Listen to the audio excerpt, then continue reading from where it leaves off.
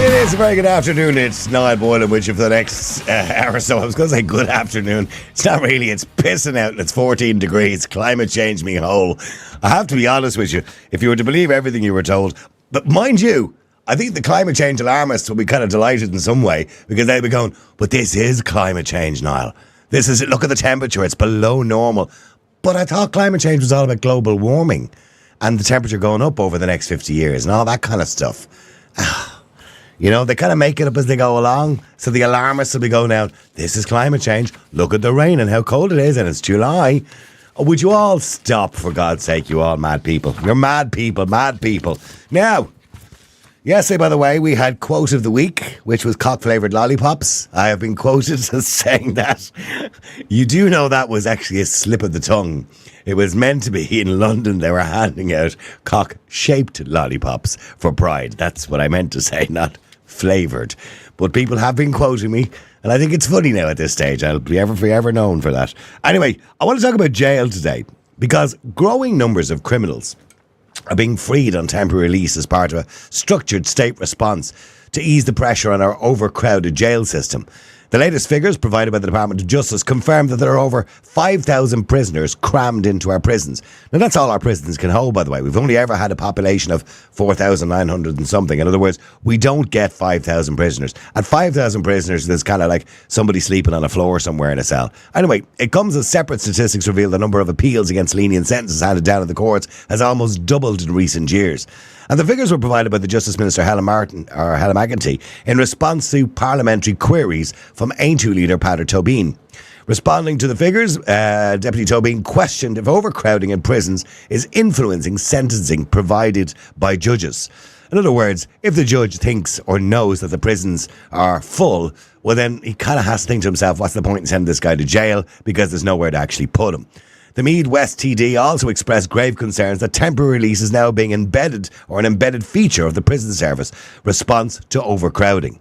He said prisons are now so full that the Minister for Justice is selecting criminals for early release just to make space for more new prisoners. Now, this comes at the same time, of course, that Keir Starmer, the new UK Prime Minister, plans to ease the overcrowding crisis in their prisons. And he said we must not allow high-risk offenders to walk free again. A domestic abuse charity had warned about this yesterday. But the Labour's new government is expected to authorise emergency measures this week under which criminals could automatically be freed after serving between 40 to 45% of their sentence. That's a bit bizarre. So what's the point in sending them to jail for 2 years when you're going to let them out after one? Shabina Mohammed, the Justice Secretary, has been told the move could stop prisons in England and Wales running out of space as early as next week. So there's clearly a problem in the UK and in Ireland in relation to the amount of people in jail. Now, there are multiple factors in this, of course, and that is a growing population, both in the UK and Ireland, due to the movement of people worldwide, and also the fact that the world has become a more reactive place, in case you hadn't noticed. We're seeing more knife crime, murders, assaults, rapes, and a lot more theft, or should I say fraud, theft, shoplifting, welfare fraud, all that kind of stuff. But here's the thing. What is the purpose of jail? Is it to punish people? Is it for retribution? Or is it for rehabilitation? Because if it's the latter, well, then we're not doing a very good job. Is it time we stop putting criminals in jail for crimes that mean they wouldn't, or maybe crimes that wouldn't be a direct threat to the general public, and utilise public and community service instead? I mean, violent crimes against people, people who commit violent crimes against people need to be in jail, that's for sure, and possibly for longer. But those who are not a risk to the public directly, is prison really the answer? Do we need to rethink how we do all of this? In other words, those who are guilty of theft, shoplifting, robbery, fraud, or those who haven't committed an assault against another person are probably not a direct risk to anybody apart from the state itself, for theft and fraud and stuff like that. So should we rethink how we do that? A fine and community service, rather than wasting a prison space, when really the idea of prison is to keep people in there who might be dangerous and dangerous to us. So, do you think we need to reduce the amount of people we actually send to jail? Is prison, or the current concept of prison, is it an outdated concept? And by the way, I'm not suggesting murderers and rapists and everybody else shouldn't go to jail. Of course they should. We should lock them up and throw away the key. But generally speaking, the majority of prisoners are not in there for that purpose. They're in there for other reasons. A lot of them are minor crimes. Somebody gets 6 months for a reasonably minor crime. But yeah, they might have, 20 previous convictions for the same minor crime, stealing a car, whatever it happens to be. But should they be in jail? Now, the victims, of course, will say yes, the victims being the person they stole on. But, I mean, really, is that the right place for them? Are we wasting prison spaces? Let me know what you think. The number is 085 122 55. That's 085 122 55. Also, just to mention as well, Roderick Gorman has said he's motoring ahead with the hate speech laws.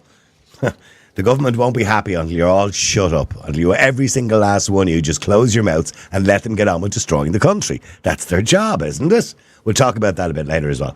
Carl, hi, how are you doing? Hey, Niall, how's tricks? Let me get back to jails. I mean, England, obviously, Keir Starmer said he wants to release people when they've served 40 to 50% of their sentence. That's not very much. That's really half their sentence. And in Ireland, Helen McEntee seems to be selecting people for early release to make prison spaces because we're full. So, I mean, do we need to rethink what we do when it comes to putting people in jail? Well, first, it's a sad state of affairs when you hear news like this and it just doesn't shock you anymore. Look, there's no deterrent there really for crime anymore in this country now. Whether it is theft or knife crime or, murder, obviously, yeah, but, it's getting out of control. They're back in April, Helen McEntee moved the maximum sentence for a knife crime from 5 years to 7 years. That's a joke, man. Where's the deterrent there? And let's be honest, a person's going to come before a judge, a couple of years is going to get suspended anyway. And these days, with the overcrowding, be lucky to get 2 or 3 years for a knife crime. Now, knife crime, all it takes is for one misstep or whatever, a cut an artery, cut a vein, and someone's dead. Oh, yeah. Do you know what I mean? I know. And what about the trauma of the victim? You know what I mean? That's people are going to have to live with that for the rest of their lives. I remember years ago, in 2012, that Swedish House Mafia gig, I wonder if people remember. I remember that, it was in the Phoenix Park. Yeah. And one guy stabbed a load of people, and he had about, 40, 50 convictions, some related to knife crime as well. So that's going back then now. This has been an issue, and it's gotten consistently worse. Year on year on year. I'm seeing more and more videos of young fellas walking around with machetes. What's that all about? Yeah, Jesus Christ, I don't know. I really don't know. Where's the deterrent? I believe anyone even caught with a knife should be minimum 5 years caught with a knife in public. Well, it is illegal. It actually comes under the Firearms Act. If you have a knife, unless it's for fishing or it's part of your work or whatever, if you have a knife on your presence or on your body or person, whatever it is, you can get a jail sentence. Now, I don't think anybody is sent to jail for having a knife in their possession. No, but that's it though. So there's laws there and they're not enforcing them. Everything that's going on. Because of the overcrowding. We talked about this in the campaign trail, Niall. That site at Thornton Hall was bought in 2005 for 30 million, right? And the taxpayers' money's been going towards that ever since. Okay? And in January of 2019, those plans for that prison was cancelled. Now, we needed another prison, I'd say, a good 10, 15 years ago. Especially with the increase of population, the increase in crime, and they just sat on their hands the entire time. And now it's getting out of control. The population has increased. Knife crime, everything has increased. Everything has just gone to shit. O'Connell Street is just completely antisocial now. You've all places in town are a no-go area. But Helen McEntee says Dublin is safe. That's what she said. Of course, and then when you have a guard escort. Then that American tourist gets blinded. Sadly, the Canadian tourist last week who lost his life as well. But this was last year. The American tourist who came over, I think he was bringing his mother's ashes home or something that. Yeah. Anyway, and then that Canadian tourist, that poor guy coming over, and he gets kicked to death as well. Yeah. You know what I mean? Yeah. Like I said, there's no deterrent there. Guys, scumbags know that if they get caught, realistically, there's no room in the prisons anyway. They'll get a suspended sentence anyway. So there isn't. I have no problem with scumbags going to jail. And scumbags should go to jail for longer, right? But here's the thing. Yeah. Do we need to rethink what we do? Because there are people in jail, say, for fraud, theft, shoplifting, all those kind of things. Primarily, by the way, females for shoplifting in the Doka Centre. But, there are people in jail for, robbery, theft, fraud. They're not a direct danger to the general public. They're a direct danger to the state because they're thieves.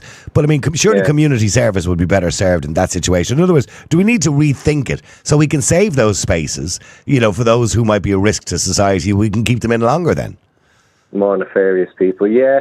Yeah, I suppose that is a point. Is a good point. You could really look into that. You know what I mean? But like, they'd have to enforce a community service, and I still think this, like, I suppose sentence should be still a couple of years of everyday working and fucking cleaning up streets or parks with the councils or whatever. Even getting them onto, I don't know. That's something that could be looked into, because we need to protect. Where's the protection for the public from real nefarious people that go out stabbing, battering people, murdering people? To be honest, no. I believe the death penalty should be brought back for murder. I really do. There's too many people in prisons. Well, unless we leave the European Union, that's not going to happen. Well, look, there you go. Yeah. You know what I mean? So you can murder someone and be out in, 18 to 20 years, even less. Like, but, like, you know, that family of victims is still, like, they're on a life sentence for the rest of their lives. So why shouldn't that be, you know? I know. It is shocking that people can walk out of jail after 13 years for killing somebody in this country. You know what I mean? It's a disgrace. And that's what I mean. There's no deterrent there. So, like, if you're 20 years of age, 30 years of age, you're out at 33 or 35, yeah. So Joe O'Reilly's due out soon. He's coming out shortly.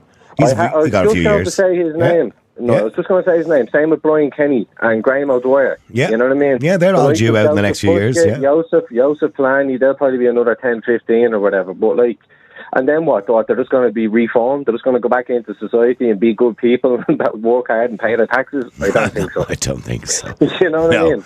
No. Well, stay there for a second. Let me just go to Stephen. Stephen, hi. How are you doing, Stephen? Grand, thanks, Niall. This is not just an Irish problem, obviously. It's a UK problem. Keir Starmer said he wants to release people after serving 40% of their sentence. The Minister for Justice here said that she's selecting people for early release to free up some prison spaces. So we need to rethink what we're doing here, Stephen. Well, of course we absolutely need to rethink what we're doing. You know, the Irish state, as your previous caller said, needed a prison 20 years ago. It probably needed more than one, to be fair. But, like, look at the United States. I think it's something like a quarter of the prison population are there in the world. You know, but that's because it's a privatized system. It's population size, and it is a private for-profit system. Absolutely. You know, as your question at the start was, what is a prison for? Number one, it's fundamentally to restrict and remove a lot of a person's rights as a result of the crime that they commit. The next job is obviously to try and reform that person as much as is possible to make them into a better serving citizen when they are released, if they get released. This is not new. The Minister for Justice always has been deciding, you know, well, this person should get released now because, or the parole board decided this person should get released because they've spent X amount of time, they've done X amount of, you know, work and training and, you know, are presenting themselves in a much better light. And of course, if they reoffend, they get recommitted, obviously, most of the time. But, like, the Minister for Justice has also closed the early release wing, or the whatever it's called, the place where prisoners go to learn how to live in the current world that we have before they get released. Because in some cases, if you're in a prison cell for 20 years, you might not have any idea what contactless payment is, or, you know, new traffic systems, new laws, how to use a mobile phone, how to use a new mobile phone, all of these different things. That is supposed to be being closed, or has been closed in Mountjoy, in order to make more bed space in a prison where there's already 3 people to a cell minimum and people sleeping on the floors. But, you know, but here's the thing. I mean, if somebody, say, is a burglar or a thief or a fraudster, or there was a case yesterday there during Dock, a woman who had claimed her mother's pension for God knows how many years. I think it was 70 grand she claimed. The mother was dead, and she said she was claiming it to keep her memory alive. I don't think the judge bought that one. Anyway, you know, the judge, the judge, now she hasn't been sentenced yet, but the judge did say to her, you may look forward to going to jail, right? Now, should she really go to jail? You know what I mean? Would it not be better to give her community service? Firstly, she's never going to pay back the 70 grand because she hasn't got it, right? But so, I mean, she might pay back a tenner a week or something, I don't know. But really, is there any point in sending her to jail? You know, she's not going to go out and beat anybody up. She's not going to harm anybody. If it's her only offence, if she hasn't done anything else to come to the attention of the guards or judiciary or anything like that, then no, she probably shouldn't. Because even at £100 a week, she'd be thousands of years paying it off. Yeah. You know? I know. So she's never going to pay it back. What's the point? So look, you fine her a certain amount. In some homeless kitchen or something Absolutely. like that. You know, as you know, I come from a community development background. That's what my undergrad is in. And it makes eminent sense to, yes, for people that are seriously committing and recommitting, they should be in prison for a good portion of their sentence and then re-released into a halfway house or whatever they call them nowadays and made to work the rest of their sentence off. You know, that's the way it should be done. I mean, Carl, Carl, would that be a good idea? To take the example I just gave you of that woman in the dock, 70 grand, her mother's pension, she's been claiming, the mother's been dead for years. And, you know, she was caught, obviously. So what's the point in sending her to jail? She doesn't have the means to pay it back. She's going to go to jail. She's not really a danger to you and I or Stephen. So the best thing to do with her is make use of her. Punish her by saying you have to be in the local homeless centre making the dinners every day for the next 4 years or 3 years or whatever. Yeah, absolutely. Like forced offences like that, you know, I believe that would be more constructive. But actually, when you're actually talking about like serial thieves, remember those 3 lads that went down the wrong side of the road in the N7 and the guard chased them and they ploughed into a truck and died? Okay, well, now hold on a second. We cannot talk about that, obviously, because the guard, as you know, in that case, is still under investigation to be charged, all right? So we can't talk about the particular case, but I'm aware of the case you're talking about. Serial offenders with, like, thefts and burglaries like that, they do need to go to jail because they've, like, sometimes in some instances, they get out into public and it's just normal services resumed, you know? Yeah. I believe what you said there in regards to that woman with the pension, yeah, absolutely. But you have to make sure that she learns a lesson. A couple of years in a homeless centre or whatever, going out with the councils into parks or communities, picking up litter or things like that. But it has to be enforced. Yeah, that's what I'm saying. It does have to be enforced because there's no point if it's not. I mean, have her working in the local library, in the local civic centre, but I mean, get your value for money. The same way as I would say, for example, remember our famous Anglo-Irish bankers? 1 or 2 of them did go to jail for a short period of time. It wasn't long enough, mind you, but a short period of time. But what I would say is utilise those individuals. They're very clever people when it comes to money. Get them working for the Department of Finance for, say, 2 years, and all they get is a basic dole payment for 2 years working in the Department of Finance. So, you know, let them pay back society by using their skills at whatever they do best, because clearly fraudsters are clever people, by using their skills, you know, to benefit the state. Would that be a better idea to Stephen than sticking a banker in jail? Yeah, absolutely. Yeah, well, you know, go on. No, go ahead, Stephen, go ahead.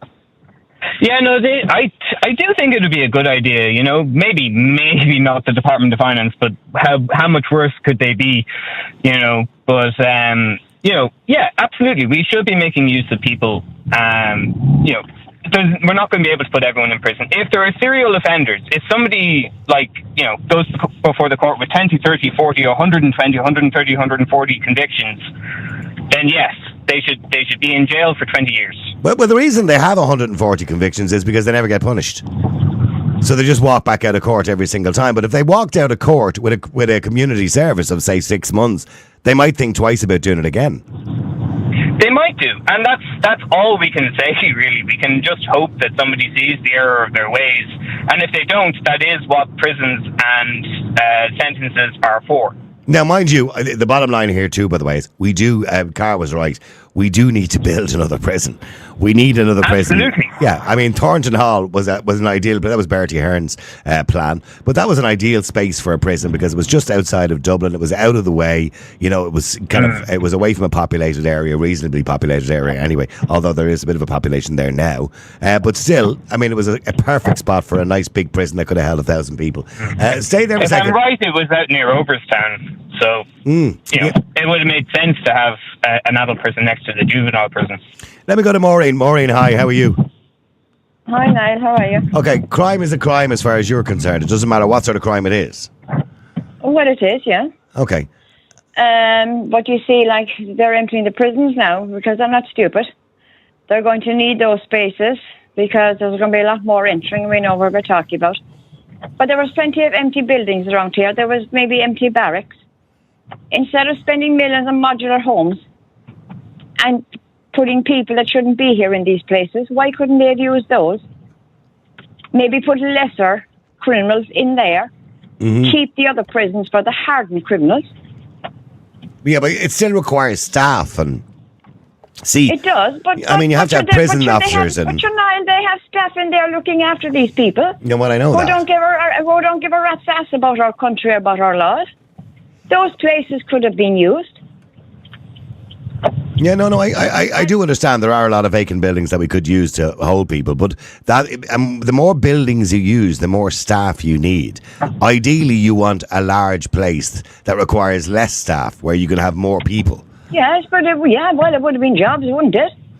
Well, that's not the way you look at It would have it. generated jobs. As it is, it costs 90,000 a year to look after a prisoner. 90,000. And inevitably, it's always going to be cheaper to have community organisations and community guardians looking after all of this. Hold on a second. What is it costing to look after the illegals that are here in these places? I know, but I mean, it's the same amount. No, to be fair, Maureen, it's a separate discussion. We can have that discussion another day. We've had it loads of times. But no, that's where I'm coming from. That's what we should have done, and that could have been done. No, but that wasn't. Yeah, but that wasn't done. So we are where we are, and we can have a separate discussion about illegal people in the country and where they should be kept, and etc., etc. That's a whole separate discussion. But what I'm saying, it wouldn't be suitable to keep prisoners in a house that holds 13 people, because that means you're going to have 2 prison officers in a house for 13 people. Then suddenly the cost of keeping prisoners goes through the ceiling. We need a larger prison. But getting back to what we have, we can hold 5,000 prisoners currently at the moment in this country. 5,000 prisoners. That's our capacity. So should we be looking at the prison system and saying, well, let's not send people, say, who steal, or people who commit fraud, or people who are not a direct danger to the public? Should we be giving them community service instead of prison? No. Because crime is crime, is it not? Well, it is. So if we're going to go down a road of saying, well, what about television? It's not a deterrent. Okay, what about television license? People go to jail for not paying the television license, admittedly for about a day, but still they go to jail for not paying a television license. Crime is a crime, Maureen. Should we send them to jail? Yeah, well, they're taken in, but they're left out again. Yeah, but should we send them to jail at all? There's no need to send them to jail. But a all a crime is a crime.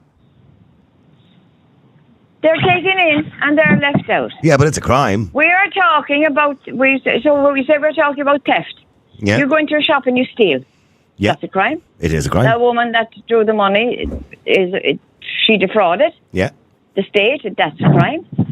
Well, then she should have been sent maybe for a month or something. Something like that. Would it not be better, to what Stephen said, send her off to a homeless centre to make the dinner for a few months or something like that? No, because it isn't a punishment. It is a punishment. It isn't. She's not getting paid for it. She's not going to get paid for it. Yeah, but you're still not serving time. That's What's the point of prisons, Maureen? What is the point of a prison, Maureen? Point of a prison is people have learned a lesson and they won't want to go back there again.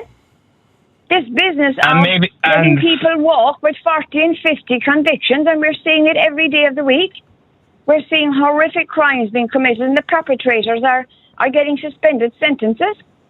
So the judiciary system is rotten from the top down, and it has to be overhauled. And Helen McEntee has no clue what she's doing. None of them up there have any clue what they're doing. And the reason they're getting suspended sentences, in a lot of cases, and Paddy Tobin has raised this issue in the Dáil, is because the judges are aware that there's no prison spaces. Or maybe it's a factor. He believes it's a factor. So if the judge is sitting there and Johnny is in for stealing a car and he has 20 previous convictions, and the judge has within his remit to give him 6 months in jail for theft and larceny, I mean, the judge is thinking to himself, there's no point. There's nowhere for him to put him. He'd be on the floor in some cell somewhere. So he just lets him off in a suspended sentence and a rap on the knuckles. Yeah, but that's government. Or you make them do community service. You make them sign policy all down through the years. But no, the point Stephen is making, would it not be better that the judge is sitting there going, well, I can't put him in jail because we've no spaces, but I could give him 6 months community service working in the local youth centre with the young people or something. Or in a mechanics, and you make him sign on at the guard station twice a week, and you give him the dole. Away you go. And take his passport off him. You could do that too if you want. Yeah, I would. No, I'd make sure you're not going off and enjoying yourself in Spain. Yeah. Take his passport off him. There you go. I mean, this is just as much of a deterrent as having to sleep in a fucking 8x10 cell or whatever it is on the floor with 3 or 4 other men. Okay, let me go to Anna. No, it isn't. Okay, well, stay there, Maureen. Let me go to Anna. Anna, hi, how are you? Hi, Niall. How are you? Good. I'm listening to Stephen, and he's making sense there, but I think I'm making sense myself. I mean, we need to put more people in community service rather than jail. I don't think so. It's the fault of the government in the first place. When they bought that land, that's the back of me mother's for that new prison. Oh. And that was overpaid for, brown envelopes again, as far as I'm concerned. And not a brick was put down there. And at the time, we needed prisons then. The judges are given a list. Mountjoy is full. We can only take 2. Portlaoise, we can only take 4. La, la, la, la, la. That's why everybody's getting suspended sentences. And I'll also say, because of the fact we've got, well, I will say third world populations coming in, they're not vetting these criminally. And this is why there's an explosion of not enough prison spaces. And on top of that, I don't know the exact stats in relation to non-Irish who are going to jail. Well, so, most judges... with respect, Anna, I don't think you do either. Right. They don't keep stats on white, black, brown, Asian, whatever. No. They don't keep them stats. No. But if they but I don't know why you would, but however, yeah. But the judges are given suspended sentences as well, and lesser sentences because people don't speak English. And seemingly, Anna, I'm curious, Anna, why you would keep stats as to what the colour of somebody's skin was, by the way. Because they're not vetting them properly. Whatever about somebody's origin. In other countries, they do keep stats in relation to somebody's nationality, for example. But why would you keep statistics in relation to the colour of somebody's skin? Well, America does it. So I think we should take a leap out there. I think that what they do is they keep stats in relation to nationality and origin. Yeah. But not the colour of their skin, per se. Right. And can I just say something else that nobody knows? But nobody knows I met a double murderer in my village, which is the City West Centre. Now, for 2 years, I've known about Tifco run that place. They own the whole place, bar the private roads inside. There's golf apartments at the end that are being rented out by an Irish society. And in those apartments are people being released from prison, which is not being publicly released. I met a double murderer at the Lewis stop, John, 2 months ago, and I was talking to him. Now, the first murder he did was because he was abused as a kid, so he went back when he was older and killed that kid. Now, the reason I believed them all together, and I walked up the road with him, and he went into the City West Centre, and his friend was going to rehab, and he was taking his new friend's place in there. Okay. He did 13 years. He only did 13 years in prison for 2 murders. And where did he do the 13 years in jail? He did 14 years in jail for 2 murders. Where? In Dublin. In Dublin, okay. Okay, this is a Dublin guy. But the fact of the matter is, John is walking around this village day in, day out. I know, by the way, there's people who have committed crimes in this country and committed murder and got out after 13 years, and you're right, they have, and they are walking around society. They've served their time. We might think this is a terrible thing to do, to only give 13 years to somebody. Certainly for the victim, it's certainly not justice, but that's the case. By the way, just in relation to statistics, I'm reading here, according to statistics contained in the annual report of the Irish Prison Service for 2022, more than 20% of those committed to prison last year were of other than Irish nationality. Yeah.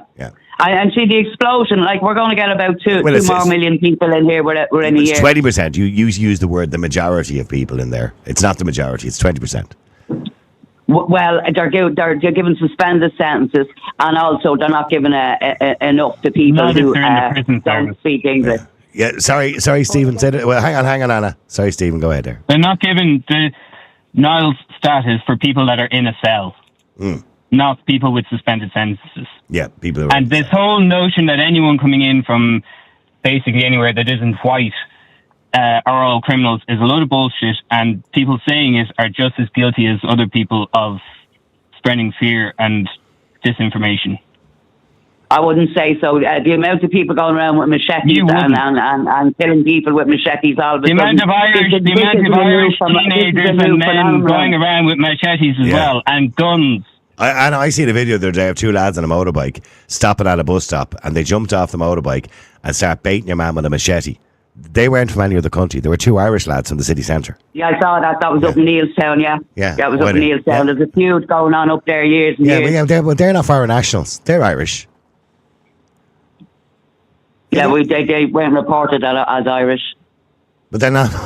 But they are Irish. I know they're Irish because somebody mentioned who they were online. They were Irish, and they were clearly recognisable as Irish. So what I'm saying to you, Anna, is not every foreign national isn't a criminal, no more than every Irish person is a criminal. But we deal with things as they come along. Now, we can have a separate conversation about men coming into the country who aren't being vetted, as you say, and you're absolutely 100% correct. We should know who people are when they come into the country. We shouldn't be letting murderers and criminals into the country. I'm well aware of that. And people who tear up their identification, we do need to establish who they are before we allow them into the country. I'm not suggesting it's not a chaotic system, but we can't just lash out figures that are not true. Yeah, we should be looking at people's backgrounds and if they have a criminal conviction. That's not answering my question today in relation. Do you believe the people who commit theft, fraud, or shoplifting, should they go to jail? Yes, they should, because we have laws. See, and what's going to happen is it's going to turn lawless because in California at the moment, because of shoplifters and the prisons were full, they decided to bring a law in that. You can rob out of a shop, just waltz in or waltz out. Security guard can't even touch it. Up to $950, and you won't be sent to jail. You'll be just let off. It's the same in the UK. It's 200 now in the UK, as far as I know. That's the kind of unwritten rule the police have. Unless it's worth over 200, they don't charge you. Which kind of seems kind of pointless and defies the purpose of justice, to be honest with you. I mean, Stephen, I'm sure you're familiar with this notion now that the police have been told in Britain and in America, you don't arrest people unless the value is over 200 quid. That just seems pointless. Yeah, it does, to be honest with you. I'm more aware of it from America than whatchamacallit, the UK.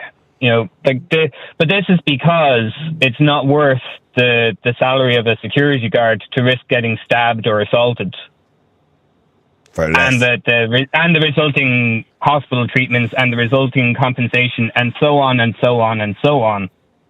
I watched a video there yesterday. There was a video there yesterday of a shop in the UK, and it was one of these kind of Harvey Norman type shops in electronics. Anyway, these 3 lads were just throwing things into a bag, and the 2 security guards were standing there looking at them, and they just ran out of the shop. And I'm going, what is wrong with society?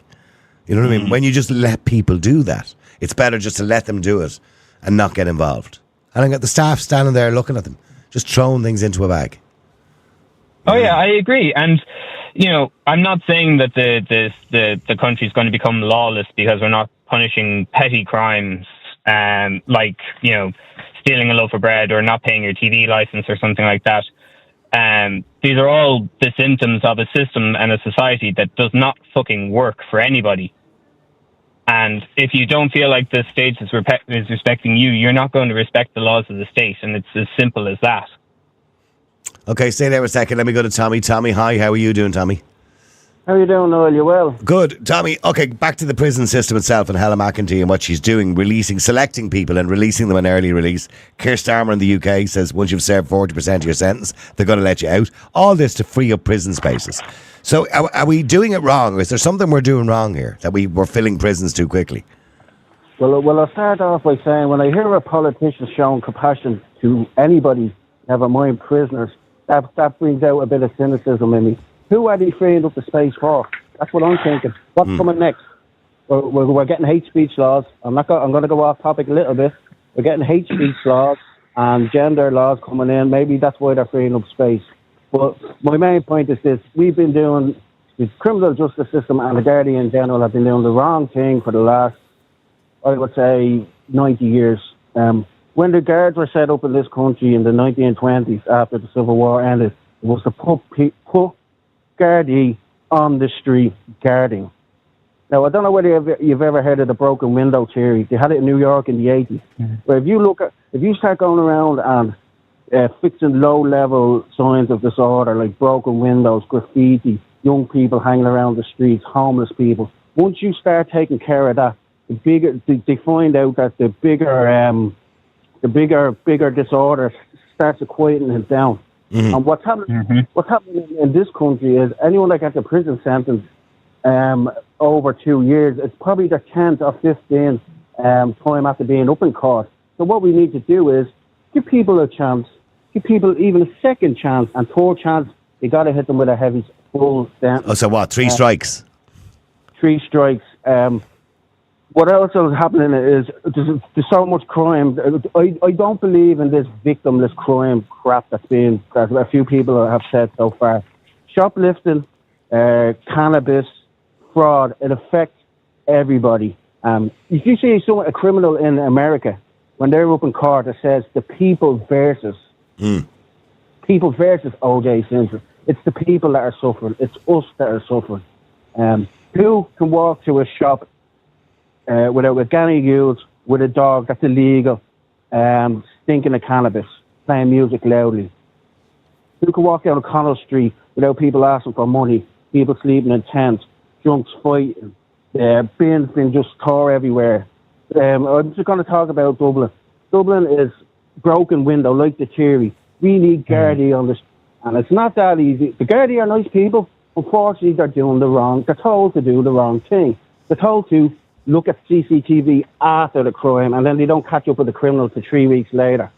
If there is a guard of presence on O'Connell Street, 2 guards on each side walking up and down, saying hello to people, asking people to move along, I guarantee you antisocial behaviour will drop straight away. The Lewis will be cleaned up. So in other words, what we're doing is we're not preventing crime. We're reacting to crimes and not preventing it. Mount July Prison is just a warehouse for criminals. It's taking drug addicts off the street into a place where there's drugs already. We need a bigger, securer prison. Like I said, most of the hardened criminals are doing long sentences. It's the sentences in between that we need to crack down on. These cocaine dealers and all, they're destroying lives. But if they have nobody to work for them, there's a great movie I'm going to recommend, and I think anyone listening should watch it. And it comes into, if you have any young people involved in drugs, it's called Inside Michael. I don't know whether you've seen it. About a young lad that he's caught with a couple of €100 worth of cocaine, doesn't rat out the higher level guys and goes to prison. But then what happens is the guys come to his father then looking for the drug debt to be paid. What we need to clamp down on cannabis. Okay, can I ask you a question just to move on? The case I gave earlier on of the woman I saw in the paper this morning, €70,000 she defrauded from the state because she was claiming her mother's pension even though the mother had been dead years. She said she did it to keep her mother's memory alive. I don't believe it. I don't the judge believe that. So the judge said she should be prepared to go to jail. She hasn't been sentenced yet. She should be prepared to go to jail. So should we put someone in jail like that? Because clearly she probably hasn't committed a crime before. I don't know. I don't think she has. And she's not a huge risk to society. Stephen said, and I probably agree, community service would be better for her than putting her in jail. Well, the crime's already committed. Crimes like that, fraud and stuff like that, unless you're very, very clever, you're not going to catch them until there's a certain amount of money already taken. So that shows a flag. Okay, but should she go to jail? No, she should pay it back. She's never going to pay it back. She doesn't have the means to pay it back. She'll pay back, even as Stephen said, £100 a week. It'll take her thousands of years to pay it back. Pay the community back. She can pay the community. That's back. What I'm saying. Yeah. So work in the local homeless or old age pension centre or whatever, helping people out, making dinners or whatever. Say you give her a sentence of 1 year community service. Working every day, and all she gets is her own dole. Well, that's up to the sentence. But the problem we have is that giving people half sentences for the likes of possession of cannabis and possession of cocaine. Let me tell you, people forget about cocaine and drugs. If you're buying a €50 bag of cocaine, you think, oh, well, I'm not hurting anybody, the local dealer. You forget where that cocaine comes from and the damage that causes in the original company. I know. And the damage and you're fueling a criminal gang that's probably involved in violence and prostitution. Human trafficking and all sorts of things. Yeah, I completely, I'm with you 100%. That small bag of cocaine can do an awful lot of damage. And by the way, it also funds those people who will supply cocaine to a lot of people who will die. So yeah, you are right. And that's not just a working class problem. That's across the board. It's just cocaine in the Okay, so generally speaking, you think that we should be rethinking how we do the prison. Do we need another prison, or we just need to rethink who we put in jail? We need a bigger prison. Obviously, our population is growing. violent crime is up. It could be a temporary prison, but if we start putting boots on the ground, get the guardians out of the helicopter from behind the desk, they're paid to guard, they're preemptive guard. Okay, well, I have to get through a lot of people here, and Tommy, you make a huge amount of sense. Stephen, I hear you grunting there with everything, so I'm assuming you agreed with nearly everything Tommy said there. Yeah, pretty much. Aside from a little bit of fear mongering about all the people that we're going to convict because of hate, but Well, anyway. Yeah, we'll do the hate speech thing during the week, by the way, because I know Roderick Gorman said this morning he wants to push it through. I think it's a load of nonsense, but however, they won't be happy till they shut everybody up. Martin, how you doing? I'm doing well, Niall. Good afternoon. Martin, in relation to the crimes itself, and look, we've two countries, UK and Ireland, now looking at releasing people from prison just to free up prison spaces. So we've got a big problem. So are we dealing with the situation wrong? I think so. When it comes to it, I would be, and I know I've spoken about the man previously with you now, I would be in the Nayib Bukele camp. He took El Salvador from an absolute crap hole of a country where they had the highest murder rate in the West to a country where they have the lowest murder rate in the West. From a country where people, you had street traders with stalls and that, the economy had completely tanked because of all the gang culture where you couldn't run even the smallest of business. Now those small businesses are flourishing, their economy is growing, people feel safe. The man was re-elected with a huge majority. Okay, so how did he, we get the gist. How did he do it? How did he do it? He built massive prisons.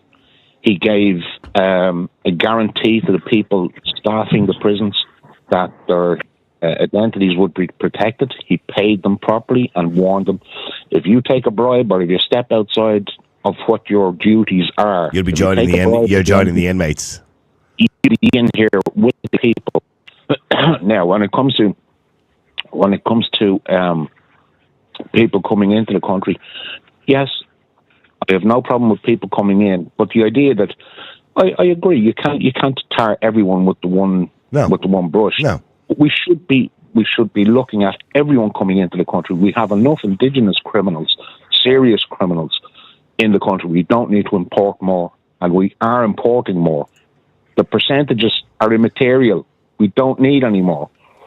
Well, the idea when you have immigrants coming into a country or an immigration system or a visa system is that, as you were right, we don't need to import criminals into a country. No country needs to do that. Is that you have a system whereby you vet people and you ask them if they have a criminal record. The same as you're going on your hollybags to America, you have to fill out your visa form. It'll ask you a million questions as to whether you're a drug dealer or whether you plan to be a drug dealer when you go there. And if you have a criminal conviction, you're not getting past American immigration. Now, don't get me wrong, I could start talking about Mexico and what's happening on the border there, but that's a separate issue, right? But going through the normal system when you arrive at John F. Kennedy Airport, the same way as when you arrive at Ireland, in an airport in Ireland, we have to have people with documentation. We have to know who they are, and if we don't know who they are, they should be detained until we do know who they are. And by the way, if they're genuine, then we support them. But if they're not genuine, they should be straight out deported out of the country, because that's not what we need in Ireland. But so we have I know Stephen I was talking to Anna earlier on, who probably went to the extreme. But, there is a disproportionate amount of other than Irish nationality, according to the statistics. 20% is a disproportionate amount. There's also a disproportionate amount of members of the travelling community within the prison service as well. Now, I don't know whether that's discrimination, whether you could say or claim that the judges are harsher or harder on members of the travelling community because they don't get bail as quickly because they've no fixed abode or something like that. I don't know. I have no understanding of why it's so... It's all of the above. Well, as I said, if society isn't going to respect you, why would you respect society? As for 20% of people not being born in Ireland, that's 20%. It means that 80% of the criminals are born in Ireland. Mm-hmm. Anyone coming to the country, whether they've committed a crime or not, it's still is disproportionate. Capable of committing a crime. And if they commit a crime, our justice system is supposed to kick in. So if anybody is capable of committing a crime, then maybe we shouldn't let anybody into the country in the first place. Yeah, but when you take into consideration that the actual statistic of non-Irish born citizens in the country is 12%, so then 20% is a very disproportionate figure. Yeah, and again, you have to ask, is what are they committing the crimes for? What are the crimes that they committed? Do we care? Do we care Were why they involved in it beforehand? Well, it all comes back to why they did it. It is important why somebody goes out and stabs somebody or defrauds the social protection system or whatever it is. It is important. Because lumping a statistic together and saying, okay, whatever, you want to look into the psychology of it. If somebody stabs somebody, they go to jail. It's not too important to me why they did it. But I mean, it's just even with the greatest respect to the victim and to everybody else, it's not too important why they did it. They just believe they should go to jail. It's a crime. Yeah. Sorry, Martin, you're trying to say something there. Yeah, I was going. You've pretty much covered it there, Niall. Why is it important? It's important to understand why a crime is committed from the point of view of prevention in the future and the protection of individuals and people in society. Now, when it comes to it, Helen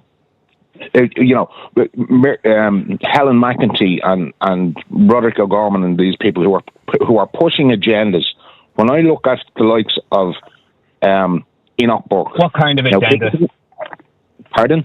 By the way, Enoch was let out on summer holidays. Yeah, he is. I'm aware he was let out. Will you please let me finish my point? When it comes to people like Enoch Burke, here's a man who has committed no criminal offence. Okay, he wasn't a criminal. No, he hasn't. He's in contempt. He was in contempt of court for 380 odd days. Please, hang on. By his own volition. Pardon? By his own volition, he voluntarily and continually kept in contempt of court. Can you please allow me, without adding your narrative, can you allow me to make the point I'm trying to make? Thank you. Here's a man who has committed no harm, loss, or injury. And by definition, you need harm, loss, or injury to have committed a crime. That's the definition of a crime. That's the real essence of a crime. He committed neither of those. What he was found guilty of was being in contempt of a court. A court order. Now, I think it's sad that there is a judge can hold anyone in contempt for any reason. You could be held in contempt of court for wearing the wrong tie if a judge so feels that that's what they want to do, and you have no right of defence. There is nothing you can do. If a judge decides to hold you in contempt, you're in contempt. Now, here's a man who was in prison. He's been released, yes, but I guarantee you that if that man stands by his principles and goes back to that school, he will end up back in prison. Which he will. Meanwhile, because he's in violation of a court order. And what? How does that serve society by sending that man to prison? Well, Martin, I don't want to get into it because it's a complicated case, right? In relation, I mean, if he continues to stand outside the school, right? And I understand, fair play to him, he's a man of principle. But if he continues to stand outside the school after court tells him not to do that, they're going to put him in jail. Now, don't get me wrong, the reason he's standing outside the school is open, I believe, to a high court case, right? And that's entirely up to the Burke family to sort that out themselves, right? As to why he lost his job, or should he have lost his job, and an appeal in relation to that. That's a whole other question, right? And I probably agree with a lot of stuff you would say in relation to that. But as it stands, him standing outside the school is the reason why he's going to jail. Now, look, we could focus very much on that, and I have loads of callers to get to. But Martin, getting back to prison, do you believe that people, for example, somebody who is guilty of fraud or theft should go to jail, or would community service be the better thing for them to do? A blind man on a galloping horse can see it. The better thing to do is to make those people pay reparations to society of one form or another. If there's no violence involved, if it's not a crime against an individual or society that's deeply offensive and where a person is a danger, report. Yeah. Well, then the obvious thing to do is give them some form of community service, whether that's out sweeping the roads or, cleaning windows. Or making dinner for the elderly or whatever it happens to be. No, I know I get you. All right, thank you for that, Martin. Sorry, I have to get through people very quickly. Jessica, hi, how are you? Thank you, Niall. Oh, yeah. Oh, sorry, Owen, you were next, but I'll come to you in a second. Go ahead, Jessica. No, just, what's the point of building a bigger prison? Just be more selective with who you put in. But it's not even just the prison, it's the whole system itself. Look at the judges. the amount of suspended sentences they hand out is actually a joke. But a lot of the reason for that is because they've nowhere to put them. Well, then get get all the petty criminals and make them do community service or some other form of punishment. But don't be putting them in a cell that could be used to host other violent animals that deserve to be in there. Yeah, and I would agree. And do you agree with releasing people early? No, because I don't agree with kind of good behaviour and all that kind of stuff. Like if you're in prison, you're in there for a reason. Yeah, but I think you should behave yourself while you're in there. I've never understood the logic of getting a reduced sentence because of good behaviour. I can only just imagine them with their little gold stars on them, congratulations, you were very good in prison. You ate your dinner today, well done. Yeah, I mean, you should. The point is, you should be behaving yourself while you're in jail. Anything other than that is bad behaviour, and you should be punished for that and have your sentence extended, not reduced. But we shouldn't be reducing sentences. Yeah, that doesn't make any sense. No, if you get a sentence for 7 years, you should be serving all that in 7 years. Well, they say it's an incentive to keep order in the jails. But, I mean, there shouldn't have to be an incentive. The incentive should be locked in your cell if you don't behave yourself. That's the incentive, isn't it? Yeah, but, there's no order in the jails anyway when you look at them. Clearly there isn't if they're thinking of letting people out. Okay.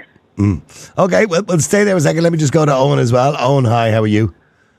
Niall, how's it going, boy? You're well? I'm good. You've been listening to Stephen there, and some people are kind of happy with his comments. Others are saying, not that he's living in fairyland. You know what I mean? Thinking that everything could be perfect like that. Everything everyone had to say was relevant, but what a lot of people are missing, Niall, is when the jails fill up. There's a prison officer up in whatever prison, and it's up to him to decide who gets out so that new offenders can get in. And what often happens when the jails are full are the courts direct fellas. They're brought up in handcuffs from the courts. And for some of those offenders, they're refused by the prisons, and they're normally fellas who breach barring orders and fellas who don't pay child maintenance orders. Now, you've seen all the kerfuffle about that soldier in Limerick who beat up the woman, and that's where it starts. Because fellas know that they don't have to pay their child maintenance orders. They can walk through a barring order, and it's all a big joke when they're brought up to the prison. But there should be when it comes to those orders, there should be a different way of dealing with that. There is other ways of dealing with it. They need more prisons. If some fella is a violent nutter and he puts his wife and children in fear and she seeks the protection of the courts and he breaks that court order to protect his wife and children and very likely her family and neighbours too. And don't forget, most women are murdered by these guys. Most women that get murdered, it's not by strangers. It's actually by husbands and boyfriends and things like that who for years have battered them around the house. They've been notorious bedroom boxers and abusive husbands.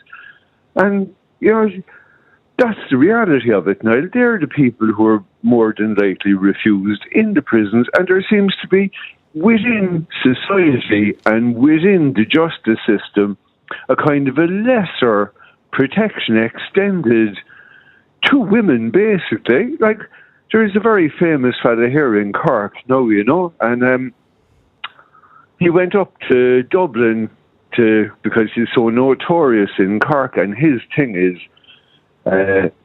he meets vulnerable women and he videos himself having sex with them, and then he blackmails them and extorts money out of them. Wow. It was all covered in the Sunday World. It's notorious case. He's the first guy in Ireland convicted for sharing involuntary pornography. And he was sentenced to 2 years and he never did a day. He was walking around Cork the next week after being on the front of the Sunday World and the RT News and the whole lot, and nobody took it seriously. But that is the problem. We don't take crime, a lot of crimes, seriously in this country. And certainly when it comes to crime against women, we've been hearing a lot about that in the last few weeks, that we're not taking that seriously enough either. Stephen, there is a disproportionate amount of crime against women, according to statistics that we've seen over the certainly over the last few weeks or so. The women's prison, by the way, the Doka Centre never seems to be as full as the men's. Again, it's disproportionate in relation to members of the travelling community. Just to go back to that, because somebody else texted in and says Stephen hasn't got a clue what he's talking about. He's making the travellers out to be victims, when in fact the reason there's a disproportionate amount of people in jail for the travelling community is because there's a disproportionate amount of criminals in the travelling community. It's simple as.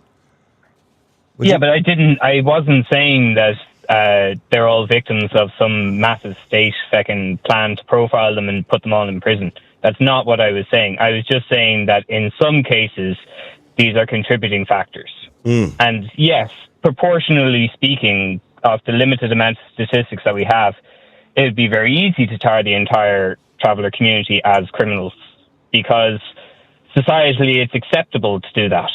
The same way it's societally acceptable to criminalise and vilify a whole bunch of people, and it doesn't make it right. It is wrong. The people who commit crimes should go to prison. If they don't, that's a problem. Stay there a second. Nuala, hi Nuala, how are you doing? Hello, how are you doing? And I'm sorry I'm going to have to be so quick with everybody. I do apologise, but go ahead, I was Nuala. just thinking that woman that was collecting the pension for her dead mother. To keep her memory alive.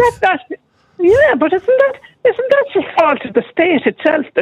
Like the amount of people that have got polling cards that are dead 2 or 3 years. I know, you keep going on about that all the time. And Nuala, let's just stick to the topic, okay? Isn't the state at fault a lot of the time? No. The state, when it comes to social protection, when it comes to taxes, when it comes to all of those things, the state relies on honesty. All those things and those rules are based on honesty. Now, every now and again, of course, people are dishonest. And they get caught every now and again. I agree with that. I agree with that. But surely when somebody is dead, the state should stop the pension immediately. They should know the person is dead because, when they're you would imagine so, yeah. You would imagine so. There'd be a death certificate for the person. And obviously, it's a problem where you have departments, the Department of Social Protection, the Deaths and Births and Registers Office, are not connected together for some reason. I don't know why. So, and they should be. The same as when people get married, when people are born. The idea that you have to go and register a child's birth, when it should be automatic. It should be just automatically done. It just seems bizarre. Sure. Yeah. So, I mean, they all should be linked together, but they're not. Maybe there's GDPR issues or something. I don't know. They should be all linked together. But the point was, she was claiming her mother's pension. I don't know how she managed to do it for years, saying she was keeping the memory of her mother alive. And she got 70 grand in payments that she shouldn't have got. I think it's funny. Remember the fellas that brought their dead uncle or something to the post office to collect them? Yeah. The man was dead and they brought him to the post office. It was like a weekend at Bernie's. Funny. Yeah. I sometimes, to pass the time, I'd go to the courthouse here in Galway, and the amount of there was people up before the courts, and half of them the silly kind of stupid crimes that it could be obvious to anybody with a half brain that they wouldn't get away with it. And you'd be kind of, and Mary Fahy, the judge, she'd be saying, she said to this fellas, are you after drugs? And she said, oh, no, that's my brother, he said. She knows them all. There'd be kind of families.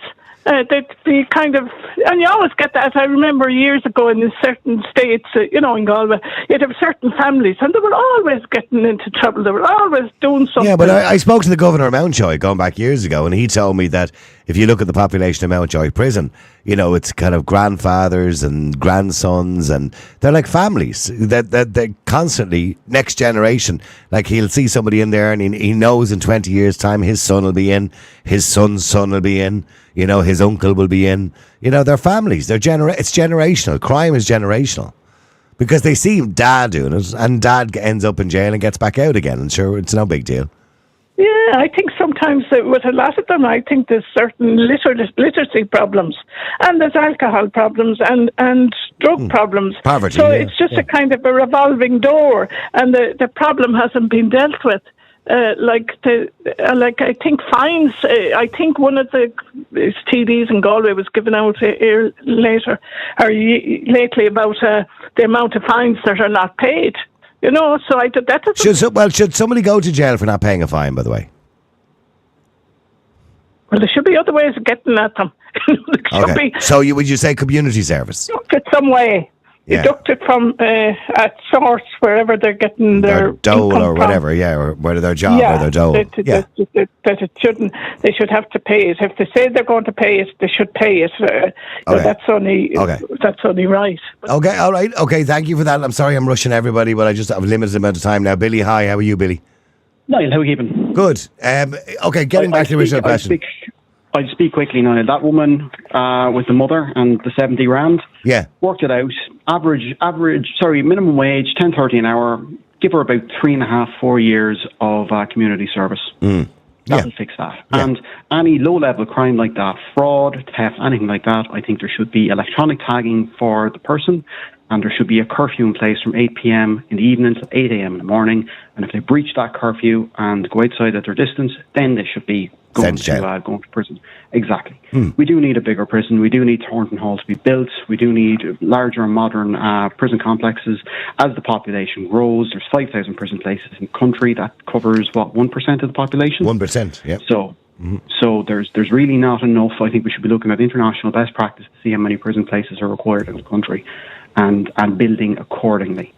But yeah, I think for non-violent and there's no such thing as a victimless crime, but for non-violent crime, there definitely should be electronic tagging, community service, and curfew put in place. Well, that would free up a lot of spaces, wouldn't it, if we did that? 100%. If you did that, and even down to the television license, if you're caught without it, same thing. Why waste a day going to prison? Have you ever worked it? But somebody worked it out there once, right? The idea of maybe 2 or 3 court dates before you actually get sent to jail, okay? Because when you get sent to jail for not paying a television license, you're not being sent to jail for not paying the television license. You're being sent to jail for disobeying the order of a court, because you will already have been in court, been told to pay it, and you didn't, right? So that's why you've been sent to jail. But then, so the guards will come to your door, 2 guards, they'll arrest you. They'll bring you in a police car to the local prison or whatever prison it happens to be. Now, you could be living in, say, Donegal, or you could be living in Galway. I've heard the story of people being brought from Donegal down to Cork prison. That's it. To go back, and on the return journey, the taxi is paid for them by the state because the state can't return them. Instead of bringing them, if the guard showed up and tagged them and told them, you are now tagged for the next 6 months, you have to do X amount of community service, and you're on a curfew between this hour and this hour. Problem solved. Yeah, because look at the money it costs to do that, even for one day, to send somebody to jail for one day. 2 guards, petrol, everything else. Yeah. Allowances when they're on the way down and on the way back, and two less guards doing the patrol work or the beat work that they should be doing. Yeah. And the last one is someone, I think it was Martin, that mentioned Mr. Burke earlier on. Yeah. Mr. Burke shouldn't be going to prison. He's an idiot, and he is in breach of a court order. But putting him into Mountjoy is not solving anything. And he'll be back outside that school come September, and he'll be back. He has been dismissed by that school. Well, what are they going to do? Just curious now, what are they going to do in that situation? I think if Enoch Burke happens to listen to your podcast, what I would say to him is, Enoch, it's time to grow up. You were dismissed for a human resources issue in that school, for a disagreement you had with the principal, and for altercations that happened there. You were dismissed. If I showed up to my workplace, Niall, after being dismissed and sat there in the reception every day for 2 or 3 years, I would be in Mountjoy as well. They would have a barring order against me. So what I would say to Enoch is, clearly it's a civil matter between him and the school, right? If he's not happy with the decision made, I mean, it's up to him to appeal that, isn't it? It's been appealed. It's been appealed. Well, appeal it again to the Supreme Court if you want. He has no grounds. He actually has no grounds here, Niall. He unless he goes to the European Court of Human Rights. Well, maybe do that. Whatever. He's clearly. Well, hang on. But Billy, with respect to him, right? And look, I mean, people have their own opinions of the Burke family and him, right? But with respect to him, he's clearly a man of principle, right? I mean, any man that's willing to sit in Mountjoy prison for a year out of principle, on a point of principle, I mean, deserves some sort of respect. But Niall, he wasn't dismissed for his principles. He was dismissed for a human resources issue, an altercation. No, I know, but his way of fighting that and his way of standing up for his rights was to stand outside the school. Now, he wasn't permitted to do that, and he was told that if he didn't stop, he was going to jail. Now, there's a gentleman called Barry Cushel who did a write-up on this. Yeah. I would highly recommend that you read it. It's very informative on the case law that goes around it. Enoch Burke is completely in the wrong here. Now, the matter that he claims that he was dismissed for is a completely different matter from the matter that he actually was dismissed for. Okay, I'll read more into it, but I'm just saying, I have to say, you have to, you have to give him credit for principles. Well, Niall, if I just I wouldn't be in jail for a year. Niall, if you were dismissed from your nighttime employer and you decided then to show up constantly for a couple of months, would they be within their right to take a barring order out against you? Of course they would. There you go. And if you were in breach of that barring order, would you expect to end up in Mountjoy or elsewhere? I probably would expect to end up there. There you go. Yeah. And it doesn't matter how principled you are. That is the law of the land. So he's in breach of a barring order. I'm sorry. He needs to grow up and accept the facts. Move on. Okay. But anyway, getting back to jail in general, let me just go to, who want to go to next? Tara. Tara, hi, how are you? Niall, thanks for having me. You're welcome. You're welcome. So, Tara, getting back to jail, I mean, the jail system per se, should we be putting as many people in jail, or should we be utilising community service a bit more? I don't think prison is the answer to every crime, because in some cases, repeat offenders, they've become repeat offenders because of prison. So for a certain type of person with a certain type of mindset, prison has helped them become a better criminal. So I think in some cases, and this is quite similar to what the previous caller has mentioned, I think house arrest should be utilised for convicted criminals or criminals that they want to release early to free up space, particularly ones who do not present a violent threat to the public. Now, I exclude drug crimes from that category because obviously you can't have a drug dealer being at home on house arrest. But to make house arrest work, your living space would be treated like a prison. And now this would require some spend, but it would be worth it in the long term. So the prisoner would have to wear a device that contains the same type of technology that's used in the Fitbits or the smartwatches, where it can detect if you're awake and up and moving and where you are. So alarm will go off each morning at the same time as it would in prison, and to deactivate it, you have to get up. It tracks everything. So if you go back to bed and treat it like a holiday, it's going to show on the records that can be viewed remotely. And if you keep breaching that, then be sent to prison. But I think there also needs to be an extended punishment that follows after prison, like, for instance, stopping any benefits that they might be on for a certain period of time. But I do think if you want to free up space in prisons, house arrest needs to be looked at for those who are not a threat to the public. When you say stopping benefits when they're released from jail, surely if you don't give people benefits, I'm assuming you're talking about social welfare benefits, well, then they'll just resort to crime again, won't they? Because they don't have any money. Well, yeah, I suppose that is a threat, but I mean, that is a risk. But at the same time, you have to take each individual. For a certain type of person, they may resort to crime again. So again, you'd have to look at each case individually. But I do think, say for instance, like those who commit sexual assaults and murders, they get jail. That's definitely, there's no question about that. They need to be in jail. Throw away the key. But I think there should be an extended punishment after their release.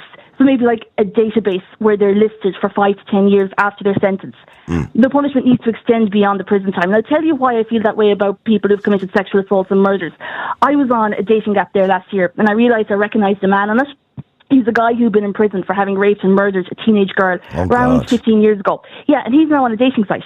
So I think for the safety of women, there should be some sort of, now I know this is a completely separate issue, but I'm saying, the point I'm trying to make is that there should be an extended punishment after the prison sentence to act as a further deterrent for people to reoffend. So whether it's stopping benefits for some people or putting them on a database that's accessible by the public. Now, again, there's the argument maybe that might encourage vigilantism. We have to take each I'm curious. Yeah, I am curious about that. Sorry, just want to go back to Billy on that. Billy, just in relation to what Tara just said there, she went onto a dating site and there was a guy there who was convicted of, what did you say he was convicted of, Tara? Rape and murder. I mean, and he's on a dating app. I mean, Billy, if we had Megan's Law in Ireland or Sarah's Law or similar, well, Megan's Law would be better, that wouldn't be happening. Well, Niall, Tara mentioned a database and not being an expert on this, but I think there will be a GDPR issue with that. GDPR my arse. If it's a murder and a rapist, who cares? I'm just saying, legally speaking, there probably would be a GDPR issue. I'm sure the government could find a way around that if it was motivated to do so. And, I think maybe the way things are going, we're probably going to have to give our PPS numbers for certain internet services in the future. So I'm sure if you were... I can download an app in America, right? Say I'm in Florida, for example. I can download an app and a map comes up, like Google Maps, and it pinpoints where the local pedo lives. or the local sex offender? Unfortunately, Ron DeSantis and the Republican Party aren't in government in Ireland. You have a very different legal system in common law in Ireland. I know But that should be there for people like Tara or anybody else who wants to go on a dating app, so they can see immediately if somebody's a pedo or a rapist or something. I'm not disagreeing. I do think that, in fairness, in Tara's case, there is an onus on the service provider in this case, being Tinder or Bumble or Match.com, whichever it is, to provide. They have a duty of care to their users, so they should really be doing a background check. How would they know? The people that you. Well, Niall, Facebook, Twitter, they all have trust and safety departments. It should be a case that, they have millions of members. They use Tinder, Grindr, whatever it is. They can't be expected to go through them all. I'd say, Niall, with AI and automation, that if I was to give my full name on one of the dating apps, they'd probably be able to do a full internet search for me. And if I had done something bad and had ended up in prison because of it, there's probably an article on the internet that'll flag that says this guy needs a little bit more investigation. You should look into him. Yeah, that's a fair point, I suppose. Maybe there is a level of responsibility on those apps. But anyway, sorry, getting back, Tara agrees that we should we should utilise community service a bit more, Tara, for those who are not a direct danger. So much community service, it's more, community service, yes, to an extent, and but tagging. I think house arrest, certainly, arrest, definitely, whereby your movement is monitored and it's treated like a prison. So you're up at a certain time, you have to go to bed at a certain time. You know, it's treated like a prison, but you're in your house. But again, it's. So in other words, you're not allowed to lie in your pit all day. Yeah. Yeah. But I mean, it does. I mean, you'd obviously have to take it case by case. It's not exactly a black and white answer. There's no black and white answer to this. As in, like, well, all shoplifters should get house arrest. I mean, it's as I said, prison can sometimes make them a better criminal. So I think in some cases, taking them away from the prison system and having them be in their house and setting them coursework whereby they have to improve in a certain way, and then see if you can rehabilitate them that way. And obviously they'd be in contact with prison services. They wouldn't just be left to their own devices. But it would be it sounds like probation, I suppose. But just not taking up any space. No, I have to say, I think that's a wonderful idea, and they wouldn't be taking up space, and you are right. And the technology, of course, is there now at the moment. We can do it right now. We can do it with Apple Watches and Fitbits, so I can't understand why we wouldn't be able to do it with those gadgets around their ankles. Stay there, Tara. But even some people who have committed a violent crime, I think even some of them, I mean, like, say, for instance, if you take just the context of a person maybe who might have been a battered spouse, and then after years they just snap and they God forbid, they kill their other half. That person is unlikely to be a threat to the general public because they snapped as a result of a very specific kind of situation. So I think for them, the likes of that person, or even the woman that you mentioned earlier on in the show about, I think she was taking her dead mother's pension. Yeah. Someone like that could be in house arrest. They don't need to be in prison because they're not necessarily a general threat to the public. No, she's not a direct danger to. Well, I don't know her background, but I assume she's not a direct danger to anybody. Although the judge did say to her yesterday, he hasn't sentenced her yet, be prepared to go to jail. So, nice. I don't think that's going to help someone like her. I mean, I think I think actually the punishment for, again, I don't know the woman, but usually in some of those cases, the public embarrassment is worse humiliation. than the prison, I think. Well, that's why the Department of Social Protection only ever take about 4 or 5 cases a year. Even though there's thousands of people caught every year with social welfare fraud, they only bring a few cases to court because it's expensive to bring cases to court. But it is to highlight the cases, to humiliate people, and let other people know if you do this and get caught, this is what happens to you. So it's just going to make an example of people. They take the worst ones. There should be a separate body, though, to deal with that, to free up even the court space. Yeah. Nuala made a great point earlier on. I'm just curious about the whole. I must read into it more. How do you get away with claiming your dead mother's pension for God knows how many years? Surely somebody realised she was dead. You know what I mean? You'd imagine the department, of the deaths and births and deaths office would be in contact with the Department of Social Protection, that they would know that the woman is dead. You know what I mean? That's what I would have thought.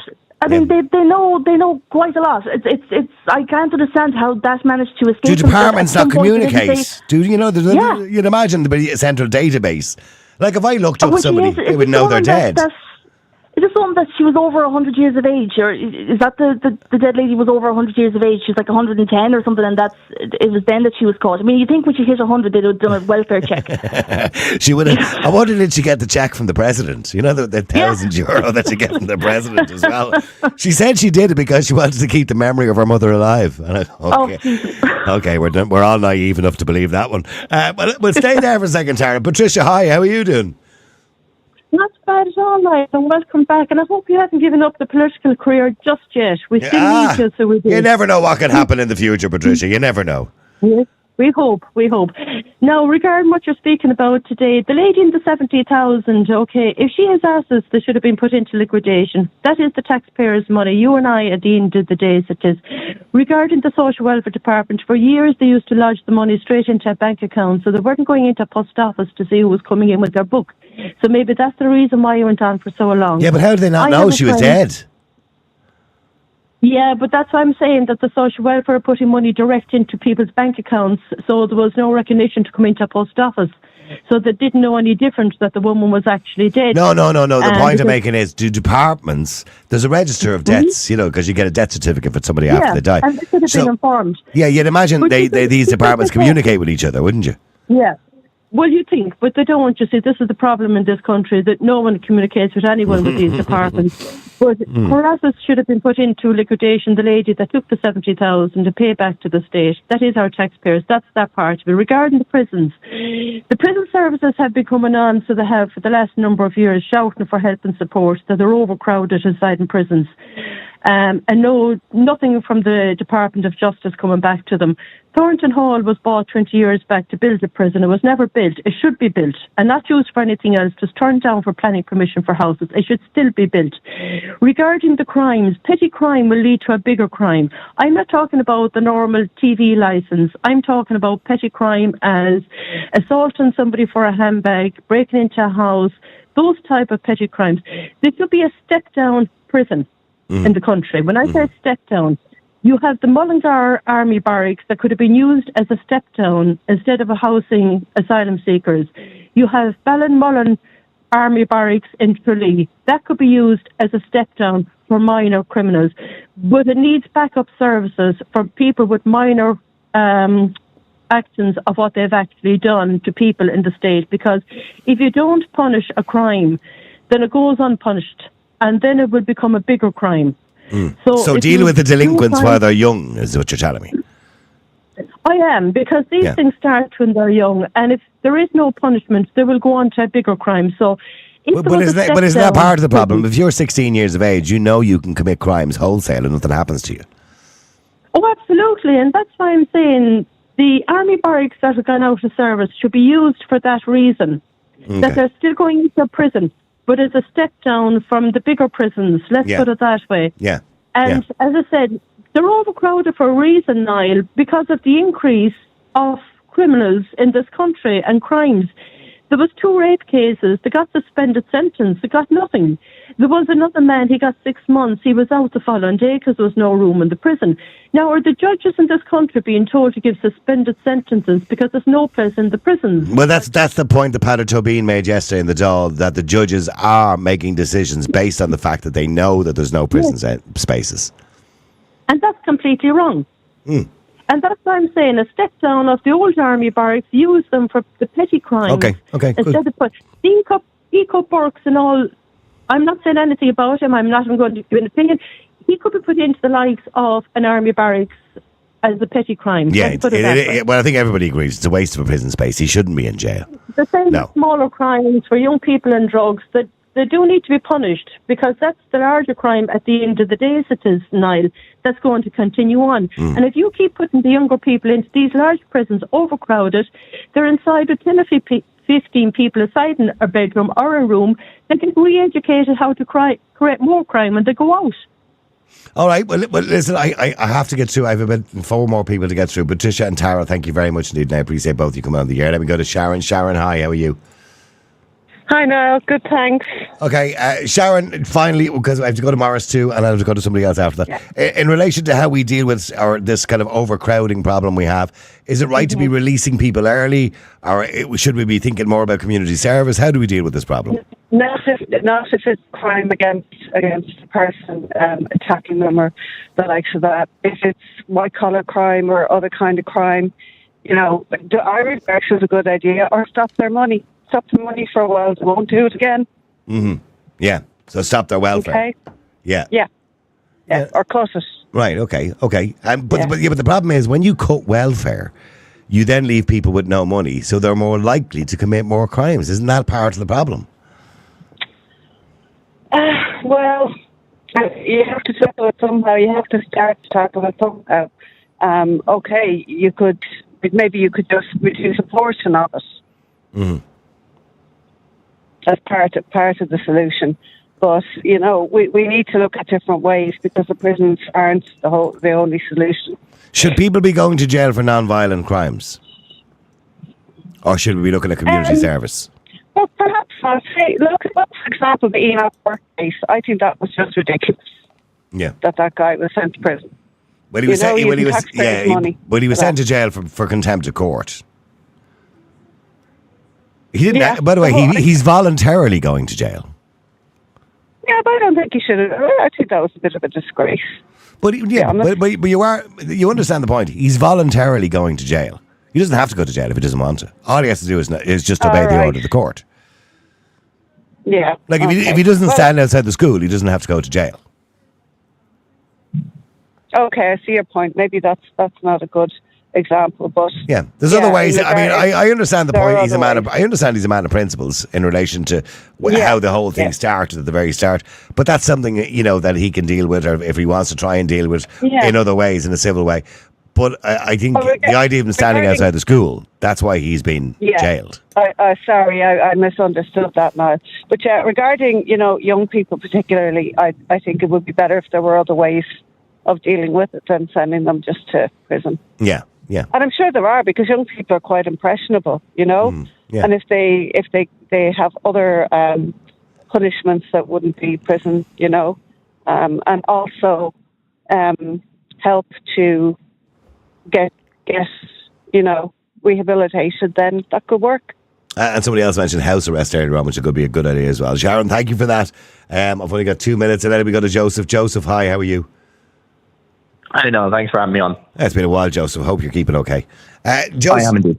Okay, so the prison system is full. Same in the UK. They're letting them out after 40% of their sentence in the UK. The minister here has also admitted that she's selecting people for early release to free up spaces. So how do we move forward with this? Well, look, definitely the system needs to be changed because it's a complete disaster, and every caller on it said pretty much the same thing. But as always, I'm going to say I don't trust the government to do goddamn anything. So we should have, reasonable people who we trust to do it right before we do anything. That's what I'd love to see. There are a lot of cases when, people should not be in prison, and there's a lot of cases when people should be in prison. Now, we're talking a lot about the prisons that we do have. So we've only got space for about 4,000 prisoners at the moment, just over that. And we haven't built a new prison since the year 2000. So, of course, we're going to have to start building new prisons. We're going to have different styles of prisons. Some will be maximum security. Some will be very lax, open prisons, this sort of thing. But we definitely do need them. And I think one of the other callers mentioned before, it absolutely shouldn't be on the judges or on anyone to say this person gets out because we're full. Justice should be justice no matter what it's done. If I stab someone today or if I stabbed someone 10 years ago, you should be looking at the same sentence and the same chance that you are going to prison. Not that, I get off light because the prisons were full. That doesn't make sense. That we can't have a society where justice is dependent on, if they have prison spaces, if someone's been asked to build a new prison, if, there's too many other offenders around, so every offender gets off. So, definitely, it's all been said before at this point. You're almost at the end of the show, I think. We need reform. We need preventative reform as well. We need, one of the biggest things that really annoys me is there's guards, I talk to many of them, there's many guards, and they say, I look at a lad at 12 years old and I know he's going to prison. Yeah. And it's a well-worn path, and we know the behaviour. I know. I mean, you look at that incident last year in Cherry Orchard where they were all ramming the Garda car, right? And there's young fellas on the green about 12, 13 years of age throwing stones at the guards and everything else, right? You just know that most of those kids are going to end up in jail at some point. Yeah. Because nobody gives a shit about them. And there's a lot of cases where, they are still doing the crime, but they're not caught. I mean, when we say we have 4,000 prisoners, and that's the ones that were caught, were brought to the, sat before a judge, and the judge said you're going to prison, and we sat them in. But there's probably another 4,000 to 8,000 who, managed to get away from the There's more people out on suspended sentences than there is in jail. Yeah, many more. Yeah, and numerous sentences, by the way. You often see people with 20 and 30 previous convictions, all suspended sentences. Joseph, thank you very much indeed for that. Sorry for cutting you short. Belinda, hi, how are you? Hi, Niall. Thanks for having me on the show. You're welcome. Belinda, how do we deal with the overcrowding in the jails? Do we let people out and those who are not so much of a danger to society? If they weren't so much of a danger to society and they're only there for petty crimes, well, yeah, But it seems that the prisons are full with people who aren't supposed to be, who don't really need to be there. And because of that, they have no place for the ones who do need to be there. Yeah, for the dangerous ones, yeah. I also think they should have been building a prison years ago simply because they knew the population was growing. Yeah. Loads of people come into the country. I'm not saying people come into the country are criminals, but the chances of crime growing with a population growing is very high. So they knew this years in advance. So yeah, well, I remember 20 years ago on the radio talking about the prisons being full. 20 years ago, right? And we had the same prisons that we have now, which is 5,000 spaces, right? And 20 years ago, we were talking about them being full. We now have, and that was when we had a population of 3 million people. We now have a population of 5 million people. And yet, we're still having the same conversation. And they still haven't done anything to solve the problem, No. And it's not as though they haven't got the land there, the space there they have. And it's not as though they don't have the money or the resources. They have that too. And clearly the country the country is a more dangerous place. There's no doubt about that. We're seeing more and more crime. Yeah, it is, absolutely. Yeah, absolutely. It's a lot more dangerous. Crime has risen, so they should have been prepared for this. Thank you for that, Belinda. Sorry for cutting you a bit short. Sorry for cutting everybody a bit short there. I'm running out of time rapidly. I do apologise, Belinda. Thank you very much indeed. Thank you to Joseph and everybody else who got involved in the conversation. I really appreciate you all getting involved. Without you, there is no show. And remember, of course, it's really important that you get involved in the show because your opinions is what we thrive on. The show is based always on your opinions, your views. Without that, we don't have a show. So it's really important that you take part. Remember, this platform is for you that we provide every single day. Let's have a quick listen to a WhatsApp message we have here from John, I think it is, well. I'd be more radical in my approach to drug crime. Legalise party drugs and control it, tax it. And use the proceeds to, put people into mandatory rehab, ordered by the courts instead of taking up prison spaces. With rehab meaning not what years ago in a grey room locked to a bar, but mental health services, life coaching, rehab, and because if anybody says that's morally wrong. We're watching people literally kill themselves on the street, and I think if you can eliminate that one big problem, then you would have a lot more free spaces in prisons to nip early criminality in the bud, instead of what we do today is wasn't that bad 50 times, and then you have a gangland figure on the streets. Anyway, great topic. Thanks very much indeed. Thanks for that. Thanks to everybody who got involved. Don't forget, by the way, please do support the show. Go to our website, niallboylan.com. If you can donate, we'd really, really appreciate it. The bills come in at the end of the month, so we do have to pay them. So please help us to pay the electricity, the uploading fees, the hosting fees, the internet fees, all of those kind of fees that we have to pay. And we rely on your subscriptions. We rely solely on your subscriptions and donations. We don't run advertising, as you can see. So we don't want to do that. So we rely on your subscriptions and your donation fees. We don't get any money. We just love doing it. We have our own full-time jobs. As you know, I work on the radio. I'm back on the radio. So we have our own full-time jobs. And we do this because we love doing it every day. And we love giving you that platform, an uncensored platform. So please support us to continue doing it. Otherwise, we can't do it. And don't forget, by the way, there's something bigger on the way as well. Retro Media is a new company that we're setting up. We're in talks at the moment with investors and other people. It'll be something very big because people are sick of RTE, sick of Virgin Media, sick of News Talk, sick of what they consider to be left-leaning or left agendas in mainstream media. So they want something different. And rettermedia.com, you can go to it now just to give you a taster of what it might be like. That will be a conservative news channel, I'll be honest, and there will be others on it as well. But have a quick look if you want to on the website, rettermedia.com. If you want to get involved, you can as a volunteer, or you can donate, or you can do whatever you want. You'll see on the website, it gives you all the options on the website. Please go to the website, rettermedia.com. That's coming in a couple of months' time. It won't be here tomorrow or the next day. It'll be a couple of months' time. But we really appreciate your support because we want to make it big and we want to make it noticed because that's what it's all about. We want to make sure, for example, the government don't ram through hate speech laws and silence all of you, including me and everybody else. So we want to make sure that our government do what we want them to do. And we're the people. We decide what happens. They're the ones who are supposed to just put these things into place because we vote for them and they have a mandate from us. We want to make sure the next elections are fair. And we want to make sure the next elections, we vote for change and we vote for the people that we want in power, not the people they want in power. So all of those things we'll be focusing on retinmedia.com. And there will be shows, different types of shows. We'll let you know more about that in the coming weeks. So please do support it and support us by donating at niallboylan.com as well. Thank you very much indeed. And I shall talk to you again tomorrow at 12. Until then, have a great day. The multi-award-winning Niall Boylan Podcast. Listen live on Facebook, YouTube, and all the usual live stream services. To get in touch, just WhatsApp or text 085 100 2255. The Niall Boylan Podcast. They told me to shut up. Available for download from all your usual platforms.